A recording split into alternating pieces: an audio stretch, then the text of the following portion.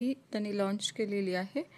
आणि बघा, तुम्ही त्यानंतर रजिस्ट्रेशन नंबर आणि पासवर्ड एंटर करताना, त्यानंतर कॅप्चा एंटर केल्यानंतर पुन्हा तुम्ही लॉग इन करता आणि लॉग इन केल्यानंतर हा नवीन एक फॉर्मॅट तुम्हाला दिसतोय की या टाईपमध्ये तो जनरेट झालेला दिसतोय. ठीक आहे. तर इथे बघा, तुमचा old password as it is येईल आणि इथे तुम्हाला तुमचा न्यू पासवर्ड क्रिएट करायचा आहे. ठीक आहे. नंतर तुम्ही तुमचा कॅप्चा एंटर करा आणि पुन्हा चेंज पासवर्ड करून लॉग इन करा. ठीक आहे.